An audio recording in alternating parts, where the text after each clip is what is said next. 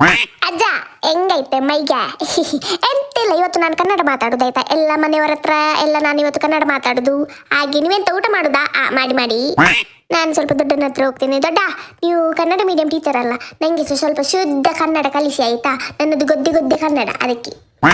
ಹಾಗೆ ಈಗ ನಿಮ್ಗೆ ಬೆನ್ನು ತುರಿಸ್ತಾ ಉಂಟಾ? ಆದ್ರೆ ನನ್ನ ಕೈ ಬೆನ್ನಿನ ನನಗೆ ಎಕ್ಕುದಿಲ್ಲ ದೊಡ್ಡ.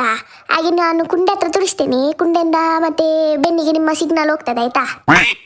ಬೋಳಿ ಮಗ, ನಿನ್ನ ಅಪ್ಪನಿಗೆ ಹುಟ್ಟಿದವ, ಅದ್ರ ಹತ್ತಿರ ಬಾರ. ನಿಂಗೆ ಅಲ್ಲಿ ತಿನ್ಲಿಕ್ಕೆ ಕೊಟ್ಟಿದ್ದೇನೆ, ಅದು ಮುಚ್ಚಿಕೊಂಡು ತಿನ್ನು. ನಂಗೆ ಲುಕ್ಕು ಕೊಡ್ತೀಯ, ನಂಗೆ ಕಿಸಿಗೆ ಲುಕ್ಕು ಕೊಡ್ತೀಯ. ನನ್ನನ್ನು ಕಟ್ಟಿ ಹಾಕಿದ್ದಾರೆ, ಇಲ್ಲದ್ರೆ ನೀನು ಅಂಚಿಕಾಯಿ ಮಾಡ್ತಿದ್ದೆ 3 ಕಸ್ನವನೇ. ಹಲೋ ಶ್ರೇಯಾ ಮಾಮಿ, ಹೇಗಿದ್ದೀರಾ? ನನ್ನ ಹೆಂಡತಿ ಹೇಗಿದ್ದಾಳೆ ಅಂತೆ? ಶಾಶಾ ಹೌದಾ, ಮಲಗಿದ್ದಾಳೆ. ಅವಳಿಗೆ ಒಂದೇ ಕೆಲಸ, ಪಟ್ಟ ಅಂತ ಕೊಡಿ ಅಂತೆ. ಹಾಗೆ ಮನೆಗೆ ಯಾವಾಗ ಕಳಿಸ್ತೀರಿ ಅವಳನ್ನು? ಎಂತ ಆಟಿಯ? ಹಾಗೆ ಆಟಿಗೆ ಕಳಿಸ್ಲಿಕ್ಕಿಲ್ವಾ ಹೆಂಡತಿಯರನ್ನು ಮನೆಗೆ? ಆಯ್ತಾಯ್ತು, ಪರವಾಗಿಲ್ಲ. ಹಾಗೆ ಇವತ್ತು ಗಮ್ಮತ್ತಿನ ವಿಷಯ ಅಂತ ಹೇಳಿದ್ರೆ, ನನ್ನ ದೊಡ್ಡಮ್ಮನ ಬರ್ಡೇ ಇವತ್ತು, ಡಿಂಗಲಕ್ಕಲ.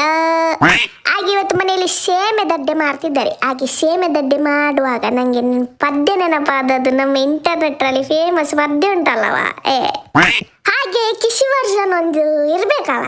ನಮ್ಮದೊಂದು ಇಲ್ಲದಿದ್ರೆ ಎಂತ ಅಲ್ಲ. ನಾನೀಗ ಹಾಡ್ತೇನೆ ಕೇಳಿ.